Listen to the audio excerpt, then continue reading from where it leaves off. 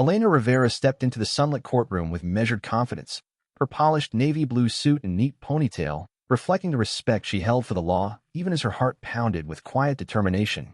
She paused at the threshold for a split second to absorb the sight of high windows and carved wooden benches that seemed to hold 1,000 untold stories of justice and mercy. Around her, uniformed officers exchanged whispered comments and amused glances that betrayed a mockery aimed at the elderly defendant standing at the center of the room. The man, Mr. Carlos Diaz, clutched the edge of the witness stand with trembling fingers as if seeking reassurance from the solid wood beneath his hands. Elena recognized the old street vendor from her childhood neighborhood, where she once wandered among market stalls and heard laughter in Spanish and English mixing like warm sunshine. Back then, she had been nothing but a curious girl with big dreams of making the world fairer for people like Mr. Diaz who worked long hours to support their families. Now she sat hidden behind an ordinary appearance, the secret director of Homeland Security, who had traded her usual power suit and badge for a simple identity in order to observe real courtroom dynamics. She watched Officer Matthews stride forward in crisp uniform, his polished shoes clicking sharply on the marble floor as he carried a stack of official-looking papers. He cleared his throat and tapped the microphone twice, his loud voice echoing off the high ceiling and drawing curious stares from jurors and onlookers alike. "Ladies and gentlemen," he began, his tone dramatic, "we are here to address the grave misconduct of Mr. Carlos Diaz, who is accused of operating without proper licensing despite repeated warnings." His words rolled out like thunder in a storm, but Elena noted how they exaggerated minor infractions into major threats that did not exist. The prosecuting attorney nodded vigorously beside him, as if rehearsing for a performance on a grand stage, rather than presenting a simple case of paperwork errors. Elena's brown eyes narrowed slightly when she saw the judge lean forward, captivated by the theatrical display, instead of questioning the fairness of the accusations. She reminded herself of training modules that taught humility and fairness, lessons she had helped design to prevent exactly this kind of mistreatment. Despite her inner discomfort, she kept her posture straight and her expression neutral, determined to gather every detail without revealing her authority. The room held a hush as Officer Matthews flicked through his notes and launched into a series of pointed questions that painted Mr. Diaz as a cunning rule-breaker rather than a humble vendor. Elena could almost feel the defendant's fear radiating from him as he stared at the microphone, like it might swallow him whole if he spoke too loudly. She recalled her own early days as a junior agent, where she had learned that respect and empathy could diffuse tension far better than threats or theatrics. As the officer continued, Elena counted the number of times he used words like danger, risk, and public safety, phrases that felt inflated for a licensing dispute. She made a mental note of each exaggeration, knowing she would later report how real enforcement officers could inadvertently undermine public trust. Behind her, the gallery rustled with muffled laughter when the officer described a minor paperwork error as a national security breach. Elena fought the urge to stand and declare the truth, reminding herself that covert observation required patience and precision. From the corner of her eye, she saw Mr. Diaz's attorney rise slowly, his suit slightly rumpled but his voice steady as he prepared to defend his client. The attorney cleared his throat softly before addressing the judge in calm, respectful tones, pointing out that Mr. Diaz had attempted to comply with licensing rules in good faith. Elena listened carefully, noting how the defense spoke of community support and past service to local families, colorful details that painted a very different picture from the prosecution's. She felt her pulse slow as the attorney described Mr. Diaz's consistency in providing healthy food to children and elderly neighbors during festivals and holidays. The contrast between a caring vendor and a supposed national threat struck her as painfully clear, highlighting the disconnect between policy and real life. She imagined what the founders of Homeland Security would think if they could see this showdown, a courtroom filled with misunderstanding and misplaced authority. Yet she knew her role was to listen and learn, not to intervene, so she continued to study every gesture, every shift in tone, and every flicker of doubt on the judge's face. The judge tapped his gavel softly to regain control when the gallery grew restless, his furrowed brow betraying his struggle to remain impartial. Elena noted the weight of that decision, how a single ruling could ripple through a person's life and community like stones dropped into a still pond. She wondered whether the mockery she witnessed was a symptom of a deeper problem in local enforcement, a bias that could corrode justice from the inside out. In her mind, she drafted recommendations for training programs that could remind officers to honor each person's dignity, no matter how small the case. Officer Matthews concluded his testimony with a dramatic flourish, as if his final words would seal Mr. Diaz's fate irrevocably. Elena braced herself for the judge's response, preparing to note whether fairness or prejudice would prevail in his decision. The courtroom lights glinted off her notepad as she wrote down observations, each word a promise to advocate for more equitable practices. She took a steady breath and looked directly at Mr. Diaz, offering him a subtle nod of empathy that crossed the distance between observer and defender. Though he could not see her true identity, Elena hoped that small gesture would remind him he was not entirely alone in that daunting space. Outside the courtroom doors, the city's vibrant hum pulsed with life, unaware that its highest security official sat quietly among the onlookers. In that moment, Elena Rivera resolved to transform each insight from this trial into real change that honored the promise of justice for every single person.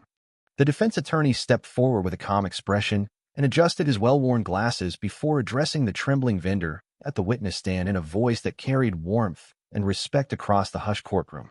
He glanced at Mr. Diaz's hands and noticed faint calluses that spoke of decades spent kneading dough and serving fresh pastries to neighbors in his old community.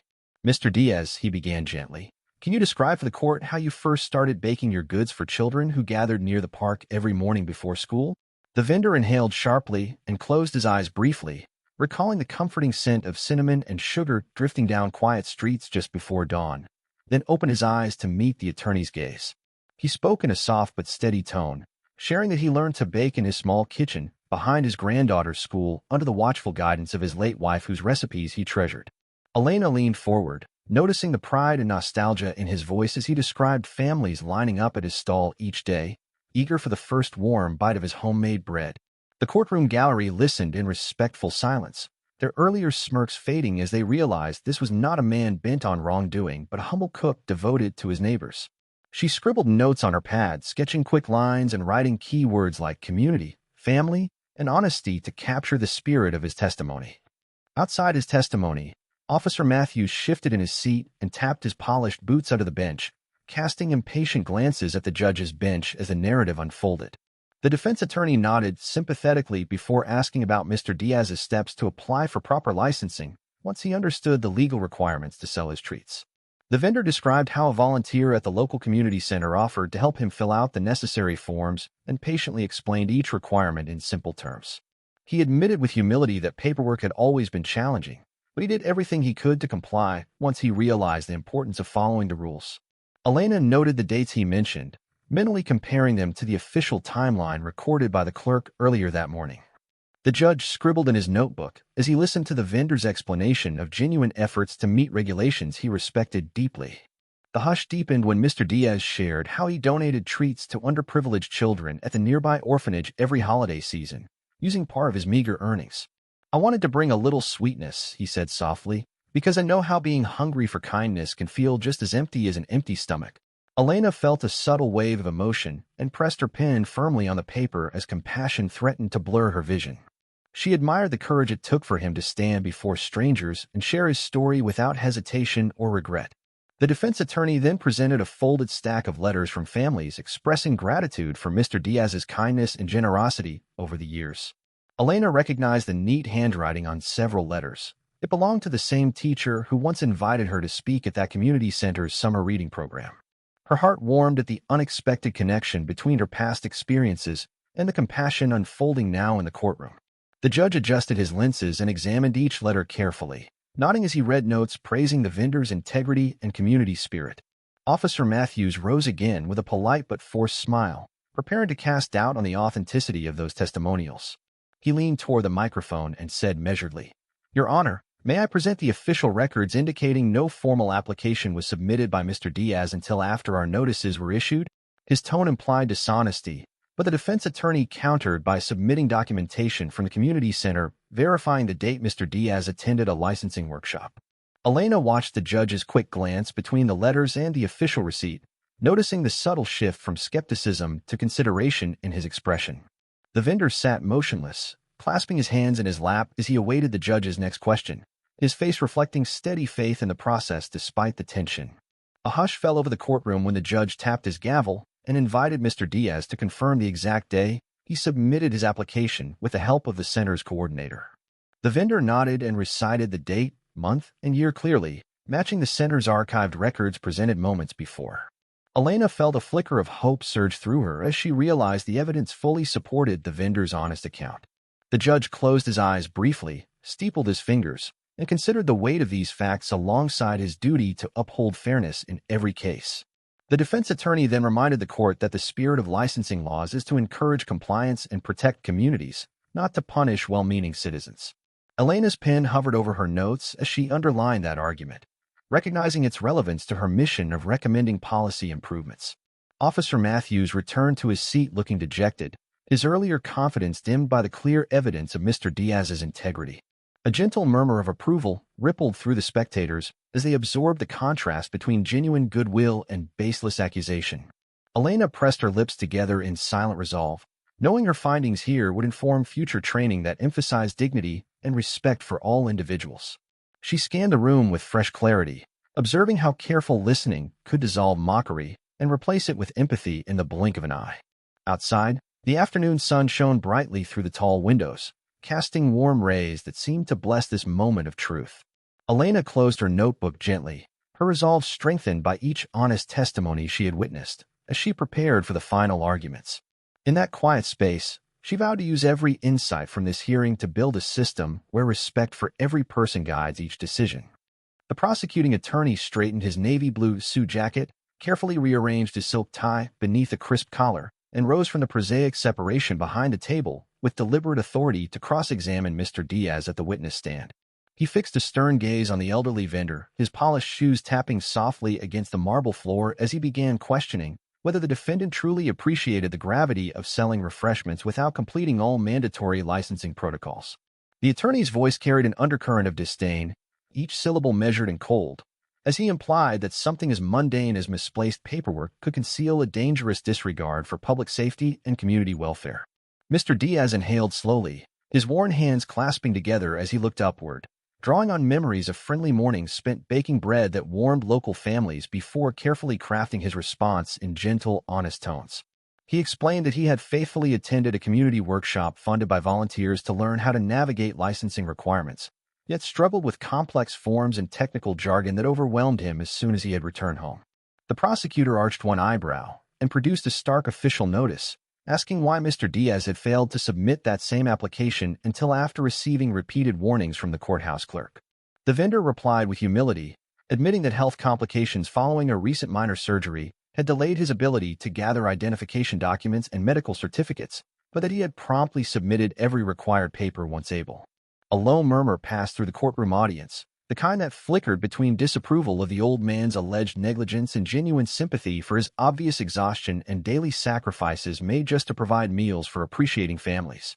Elena noted the precise moment uniformed officers cast sideways glances at one another, their smug expressions shifting unexpectedly from smirks of superiority to uneasy concern as they realized the man's dire circumstances contradicted the portrayal of a hardened offender. The judge furrowed his brow, angled his head thoughtfully, and tapped a hand lightly against the polished wood bench with a measured rhythm, reminding the prosecuting attorney to restrict his questions to factual matters rather than insinuating ill intentions without concrete evidence or supportive context. The attorney bowed his head respectfully before regaining his composure and refocusing on a timeline of events, reading aloud several dated stamps and inked signatures that painted a picture of intermittent compliance and inconsistent effort. Elena carefully recorded key phrases in her leather-bound notebook, writing timeline discrepancies, health factors, and procedural fairness to underscore how human struggles could become lost amid rigid enforcement protocols and formal legal language. After completing his cross-examination, the prosecutor returned to his seat, adjusting his jacket and straightening his posture as if celebrating an invisible victory in the silent war of courtroom optics. Mr. Diaz's defense attorney then rose with a calm confidence, his well-worn briefcase swinging at his side as he approached the bench to present a carefully structured closing argument grounded in common sense and compassion. "Your Honor," he began, his voice resonating softly yet firmly through the silent room, "this proceeding is not a contest of who can craft the most dramatic narrative but a solemn opportunity to render justice by weighing facts with fairness, empathy, and unwavering respect for every individual's humanity." The attorney paused deliberately, letting those words settle over the courtroom gallery like a gentle reminder of the core principle that every legal institution must protect individual dignity above theatrical displays of power. Elena sensed a shift in the atmosphere as jurors leaned forward attentively, their earlier restless fidgets replaced by thoughtful nods and silent reflection on the deeper implications of the attorney's plea. The defense counsel then recounted Mr. Diaz's lifelong service to the community, from delivering fresh pastries to struggling families during holiday seasons to volunteering at local shelters without expecting anything in return, and even teaching children simple baking techniques on weekends to spark hope. He presented letters from school teachers, community leaders, and grateful parents, each one testifying to the vendor's integrity, generosity, and unwavering commitment to improving the lives of children who lined up for his treats. Elena recognized several familiar handwriting styles on those letters, recalling how a school principal once praised her own leadership skills during an outreach event she had organized years earlier at that very community center and gifted her a certificate of appreciation. The attorney highlighted the discrepancy between a man who had donated his meager savings to local food drives and an image of a callous offender in uniformed renditions. His words painted a vivid contrast that resonated with spectators, dissolving the lingering irritation that had sparked murmured jokes earlier when the prosecution had framed the case as an urgent security threat. She jotted down notes about community outreach and public trust initiatives, considering how a balanced training curriculum could guide officers toward recognizing genuine civic-mindedness instead of mistaking it for subversion. The attorney then addressed the subtle mockery displayed by the officers seated behind the prosecution table, reminding the court that respect for all participants was essential to maintaining public confidence in judicial proceedings. A hush fell over the courtroom, broken only by a distant clock chime, as spectators realized that decorum mattered as much as legality in determining fair outcomes for vulnerable citizens. Mr. Diaz exhaled with relief, his shoulders sagging as he allowed himself a brief, grateful smile that spoke volumes about the burden he had carried since those first warning notices arrived weeks ago and the anxiety that weighed heavily on his family's hopes. The judge tapped his gavel lightly, signaling that he would allow jury deliberations to commence without delay and praising both attorneys for their thorough and respectful presentations. Jurors filed out in orderly rows, murmuring softly among themselves, their faces thoughtful rather than dismissive as they carried the weight of a decision that would shape one man's future. Elena rose quietly, sliding her notebook into her satchel as if tucking away precious data points for analysis, each scribble representing a step toward crafting better enforcement guidelines. She paused by the courtroom door to overhear a bailiff quietly admitting to another officer that he had called the case ridiculous until he truly heard the vendor's story. The realization that genuine empathy could quiet skepticism filled Elena with renewed determination to incorporate direct community experiences into future training exercises for law enforcement personnel and policy workshops for judicial clerks. Outside the heavy oak doors, sunlight streamed across the marble floors and lit dust motes dancing in the air like tiny witnesses to. When the jury filed back into the chamber after hours of private discussion, Elena felt the soft click of their shoes echo on the marble floor as a heavy silence fell over the crowded courtroom. The foreperson rose slowly from her seat, smoothing the papers in her hand and glancing briefly at each juror before speaking in a clear, measured voice that carried through every corner of the room. In that moment, everyone leaned forward, their eyes fixed on the foreperson's face and the judge's bench where the final verdict would determine the fate of a humble vendor. Judge Harper tapped his gavel lightly to restore order, and offered a reassuring nod to Mr. Diaz, whose weary shoulders straightened as hope flickered in his gentle brown eyes. Members of the jury, the foreperson began, her voice steady and calm despite the weight of her words and the hush that enveloped the courtroom gallery. We, the jury in the case of the state versus Carlos Diaz, find the defendant not guilty of the charges brought against him by law enforcement officers in this matter. A collective gasp rose from the audience, and then settled into soft applause that spread from the front rows to the back benches like ripples across a still pond. Mr. Diaz closed his eyes briefly, pressed his hands together at his chest, and inhaled a trembling breath as relief washed over his lined face. The defense attorney offered a warm, proud smile, stepped forward, and placed a gentle hand on his client's shoulder as if to share in the joy of a victory won by truth and integrity. Elena's heart lifted as she watched every reaction, noting how genuine kindness and laughter replaced the earlier tension and mockery that had filled the room. Officer Matthews remained frozen at the prosecutor's table, his earlier swagger gone, his polished uniform beginning to wrinkle as he slumped into his chair with visible regret. The judge thanked the jurors for their service, dismissing them with gratitude and clear instructions to return to their daily lives knowing they had upheld justice. He then turned to Mr. Diaz and spoke with compassion. Carlos Diaz, you are free to return to your home and your family without further delay or penalty. Mr. Diaz nodded, his lips quivering with emotion, and rose slowly, his relief evident in every careful step as his supporters stood to greet him with applause. From her seat, Elena offered a subtle thumbs up to the vendor, her gesture carrying encouragement from an unseen friend who understood his struggle. The crowd began to disperse, murmuring words of admiration and support for the humble baker who had been judged unfairly by a system that sometimes valued spectacle over substance. Elena lingered in her chair to make careful notes on each detail, recording the shift in mood, the expressions on faces, and the power of a verdict rooted in compassion rather than fear. She observed the judge speaking quietly with the bailiff, offering silent thanks for maintaining order and decorum during a trial that had danced precariously between ridicule and respect. The courtroom clerk began gathering documents and files, her calm smile suggesting satisfaction that truth had prevailed over prejudice in this important proceeding. Elena reflected on how training that emphasized empathy, respect, and community engagement could prevent officers from slipping into the subtle mockery she had witnessed earlier. As sunlight streamed through the tall windows, casting long golden beams across the polished floor, Elena jotted down notes about respectful communication and cultural sensitivity for her report. She scribbled reminders to include real-world testimonials in future training programs and to highlight how personal stories could help officers see beyond paperwork and regulations. A reporter peered through the heavy oak doors and called out Mr. Diaz's name, hoping for comment on the verdict, and the vendor offered a shy wave as photographers snapped pictures. Elena quietly slipped out of view, passing through a side corridor lined with framed historical photos and tall ferns, her secret identity adding weight to every step she took. She paused in a quiet alcove to review her notes one more time, surrounded by the distant echo of hurried footsteps and whispered conversations in the hallway. Elena closed her leather-bound notebook and placed it carefully in her satchel, the pages filled with observations that would form the backbone of new policy proposals. She thought about drafting clear guidelines to remind officers that each person they encountered deserved kindness, and that dignity must never be sacrificed for drama.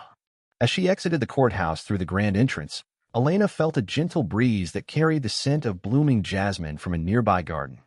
She paused to watch a street food vendor set up his stand just outside the steps, chopping vegetables and arranging colorful bowls of spices that reminded her of Mr. Diaz's pastry ingredients.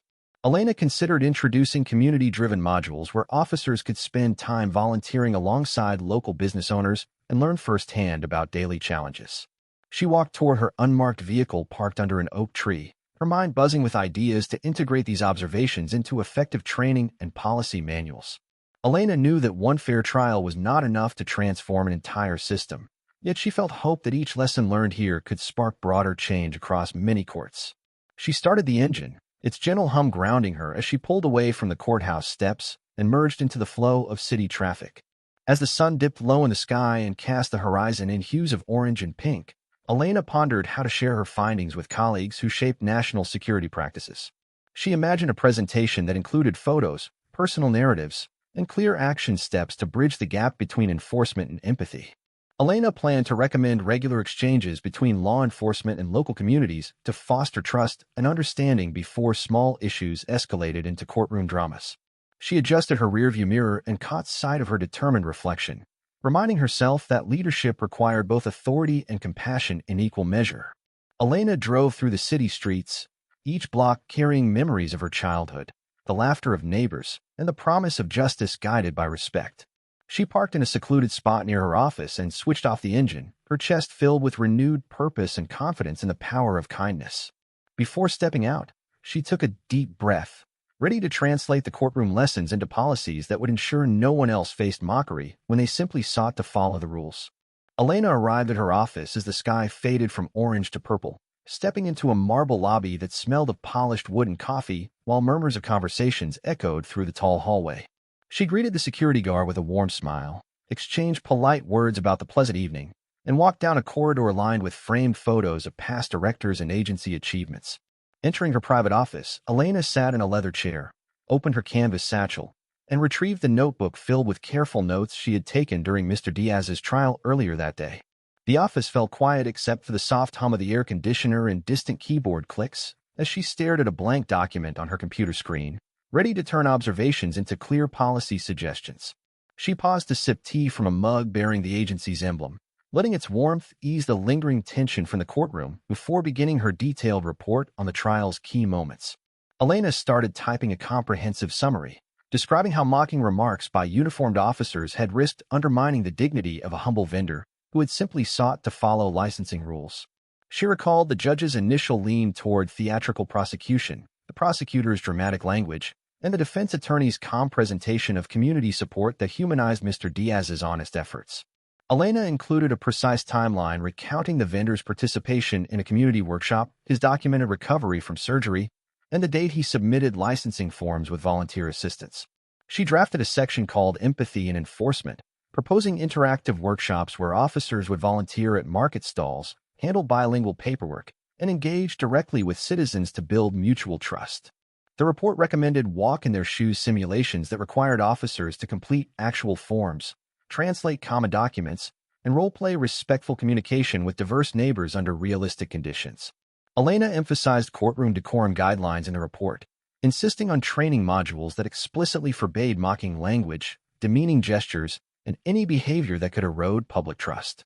She outlined a training plan titled Humanity Behind the Badge, combining first-hand testimonials, small group discussions, video reenactments of positive interactions, and follow-up coaching to reinforce respectful conduct. Elena added curated quotes from letters sent by grateful families, teachers, and volunteers, highlighting phrases that celebrated the vendor's kindness, community spirit, and the positive social impact of his humble business. She underlined key takeaways from those letters, formatted them as bullet points, and included brief reflections on the power of simple acts of generosity to transform perceptions and build goodwill.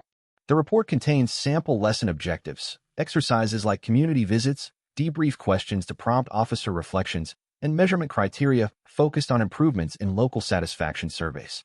Elena integrated data charts showing how pilot training participants reported higher trust levels, fewer complaints, and stronger officer-citizen communication after exposure to empathy-based exercises in select precincts.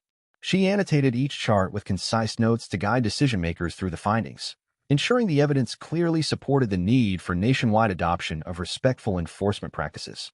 She then composed an email to her deputy director, attaching the comprehensive report, highlighting critical recommendations, and requesting a planning meeting within 1 week to discuss resources and schedules.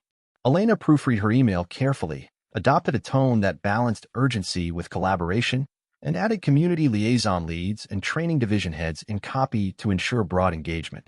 After hitting send, she gathered her printed notes and walked to the conference room where a policy team had assembled to begin converting her report into actionable training materials. Her team greeted her with attentive faces, open laptops, and enthusiasm as they prepared to discuss curriculum development, workshop design, and partnerships with local organizations for pilot programs. Elena opened the session by narrating key courtroom moments, emphasizing how empathy had replaced mockery and led to a just verdict that inspired hope for improved enforcement culture. She guided the team through the report sections, inviting feedback on instructional design, community collaboration strategies, and methods for adapting content to urban, suburban, and rural contexts. Team members suggested interactive case studies, digital modules, and community liaison committees to ensure the program included diverse perspectives and real-world experiences to shape training outcomes. Elena integrated these ideas, assigning roles for content authors, workshop coordinators, and evaluation specialists to draft scenarios, schedule pilot sessions, and design surveys to gauge impact over time. They agreed to partner with a community center that had assisted Mr. Diaz, inviting volunteers, small business owners, and cultural leaders to share firsthand experiences with enforcement personnel. Elena proposed a pilot timeline that included initial workshops in 3 varied locations, phased feedback collection, iterative refinement of materials, and eventual rollout across the entire agency within 6 months. She stressed transparent communication plans, including media outreach, community newsletters, and social media updates to inform the public about the initiative's goals and progress. As the meeting closed, Elena thanked her team for their dedication, encouraged continued dialogue with stakeholders, and reminded everyone that sustainable change required leadership commitment at all levels. That evening, Elena returned to her office and found an email from Mr. Diaz accepting her invitation to speak at the community center's next volunteer training event, a powerful gesture of mutual respect. She felt a surge of gratitude reading his kind message, which expressed pride in sharing his story and hoped that his experiences would help officers see citizens as valued partners rather than mere case numbers. Elena drafted a warm reply confirming event details, offering logistical support for his travel and lodging, and expressing her gratitude for his willingness to contribute to the training program. The next morning, she arrived early at the community center, where volunteers arranged chairs in a semicircle, hung banners stating "Building Trust Through Understanding," and prepared refreshments for attendees. Mr. Diaz stood at the front in a crisp apron, his face radiant with pride and a touch of nervous excitement as officers and community members filtered into the room. Elena introduced herself formally, explained the training program's purpose, and emphasized the importance of personal narratives in shaping fair and effective enforcement policies. She then invited Mr. Diaz to share his journey, and he spoke with sincere emotion about the fear and embarrassment he felt when mocked in court and the relief of being treated with dignity by some officers. The audience listened respectfully as he described how respectful enforcement practices restored his faith in the justice system and reminded him of the value of each individual's story.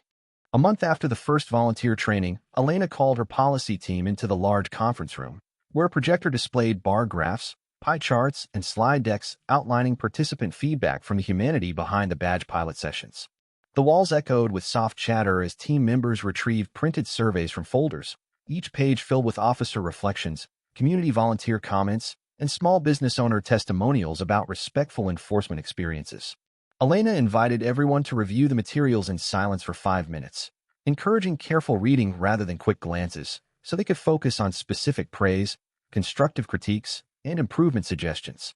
After the silent period, the Human Resources Liaison began summarizing quantitative results, noting that officer confidence in cross-cultural communication rose by nearly 25% compared to baseline surveys conducted before training.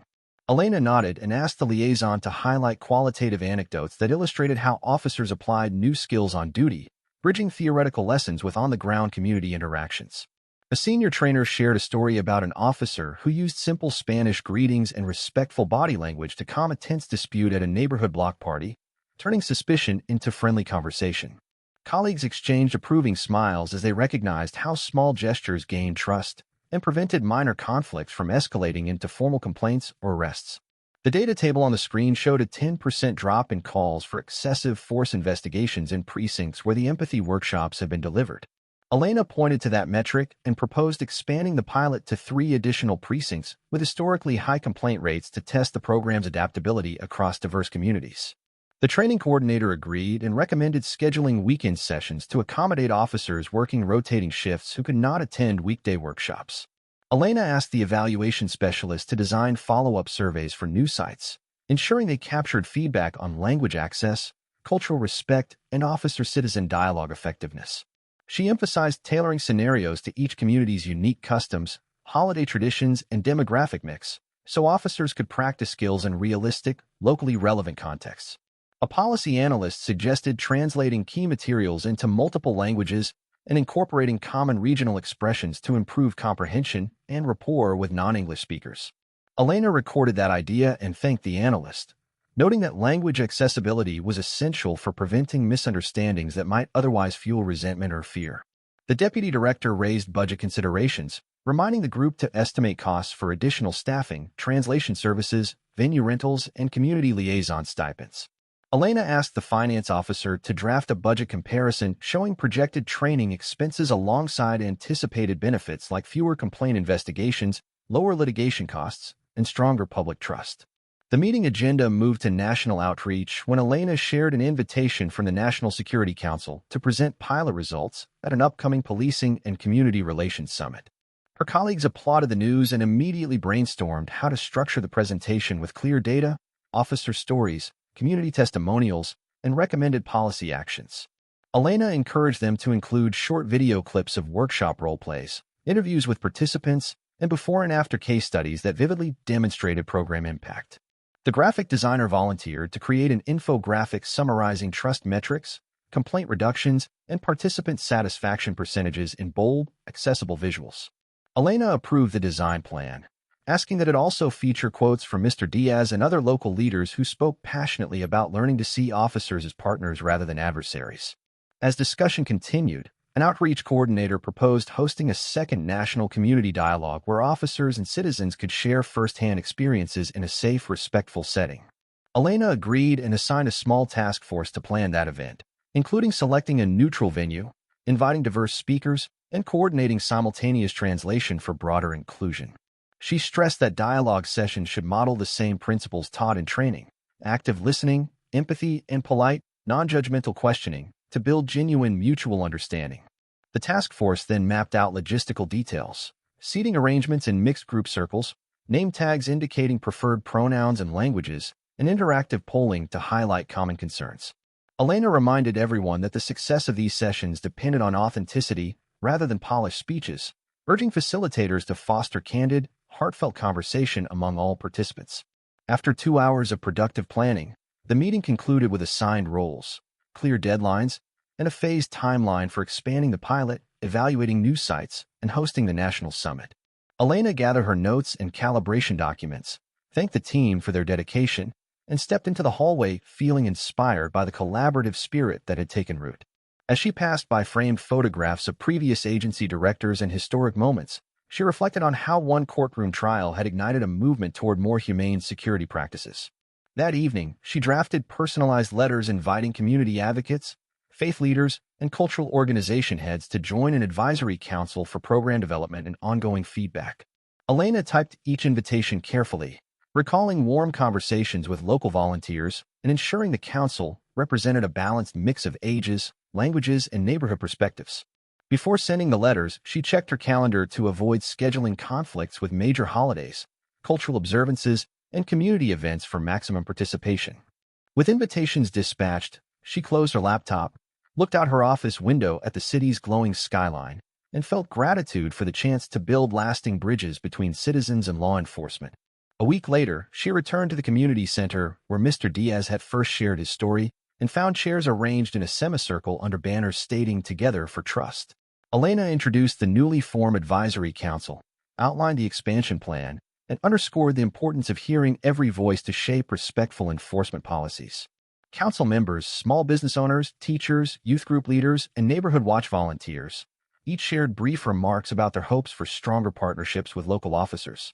Mr. Diaz spoke again, this time as a council member, thanking participants for supporting a vision of security built on dignity and mutual respect rather than fear or mockery. Officers who had attended pilot workshops listened attentively, then stood to thank the council for guidance and pledged to carry these lessons into their daily patrols.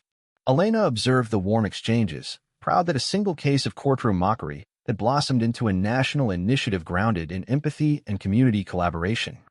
Elena arrived at the Grand Conference Center just as the early morning sun painted golden rays across the marble plaza, her heart fluttering with anticipation at the chance to present her team's results to a national audience. She paused at the entrance to smooth her navy blazer and adjust the pastel blouse beneath it, a subtle nod to her Latina heritage she wore with quiet pride. Attendees filled the lobby, including officers who had attended her empathy workshops, local community leaders, and national security officials exchanging greetings over steaming cups of coffee. Elena's deputy director greeted her with a confident smile and handed her a printed program, reminding her that she would speak in just a few minutes. She took a breath, recalling how these same officers had once mocked a trial observer they assumed was unimportant, unaware they had been speaking within earshot of the director herself. The memory made her resolve strengthen. Today she would share lessons that could transform enforcement culture nationwide. As she stepped onto the stage in front of a crowd of dignitaries and first responders, a hush fell over the auditorium like a wave settling on smooth water. Behind her, a large screen displayed the summit title, Building Trust Between Communities and Law Enforcement. Elena began her speech with a warm greeting in both English and Spanish, thanking attendees for their commitment to serve every citizen with respect. She described the pilot program's outcomes, revealing data that showed significant drops in complaints and increased community satisfaction in precincts where empathy training was delivered. Officers in the audience sat attentively, some nodding, others taking notes as she projected bar graphs and heartfelt testimonials from volunteers like Mr. Diaz. She paused to tell the story of a trial where officers mocked a lone Latina woman they assumed had no power, not realizing she was secretly observing every moment. The room went silent as attendees absorbed the irony of that courtroom mockery turned powerful catalyst for reform. Elena shared how her hidden presence during that trial allowed her to witness firsthand the damaging effects of disrespect on public trust. She explained how the training modules she designed included role-playing scenarios based on real courtroom moments to emphasize dignity in every interaction. The audience responded with polite applause when she outlined steps for nationwide adoption of empathy-centered enforcement practices. A group of community advocates stood to honor her leadership, presenting her with a framed photo of a market scene symbolizing unity and cooperation. Elena accepted the gift with humility, acknowledging that real change required partnerships between officers and citizens working side by side. She invited several officers to join her on stage to share their personal experiences of how their approach had changed after the workshops. Each volunteer spoke with sincerity about small gestures, like offering water bottles on hot patrol days, that built bridges of trust in neighborhoods they once patrolled with suspicion. When one officer mentioned the trial incident, he admitted feeling ashamed for mocking what he then thought was a harmless spectator. The crowd murmured in agreement as he apologized, noting that seeing Elena's dedication firsthand had changed his view of leadership and respect. Elena replied that accountability and empathy must guide every badge, reminding attendees that power wielded without compassion could undermine security. She then unveiled a new online training portal where officers could access interactive modules, community stories, and language resources at any time. The portal demonstration included clickable maps to select regional scenarios and video interviews with community members describing effective, respectful tactics. Attendees leaned forward, exploring the portal features on their tablets and smartphones with evident interest in enriching their daily practices. After her presentation, Elena joined a panel discussion featuring national security experts, nonprofit leaders, and local activists sharing diverse insights on collaborative safety.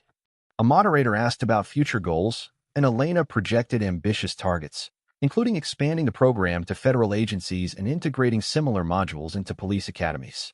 She also announced plans to host an annual Respect in Action conference, rotating among major cities to showcase new research and community partnerships. As the summit lunch began, Elena mingled with officers who once misunderstood her, now greeting her with respect and gratitude for her vision. A young sergeant approached and thanked her for teaching him to greet neighbors by name, a simple habit that had transformed his daily beat. Elena smiled and reminded him that empathy was not a weakness but a strategic strength in building safer, more harmonious communities. Community leaders invited her to join a roundtable discussion over tamales and coffee, where they offered feedback on customizing training for rural and urban settings. She listened carefully, jotting down suggestions about local customs, multilingual signage, and partnerships with faith-based organizations. The summit concluded with a closing ceremony, where Elena received a standing ovation for her groundbreaking work in bridging gaps between law enforcement and citizens. She stepped to the microphone, thanked everyone for their dedication, and encouraged an ongoing commitment to treat every person with kindness and dignity. As the crowd dispersed, officers approached her with handshakes and offers to host workshops in their precincts, showing genuine eagerness to apply new skills. Elena felt a swell of pride knowing that a courtroom moment once marked by mockery had blossomed into a national movement for compassionate security. She packed her notes and presentation materials into her satchel, her mind already racing with ideas for the next phase of program development. Walking away from the summit venue under a bright midday sun, Elena Rivera carried with her the knowledge that respect, when practiced faithfully, was the cornerstone of true safety for every community.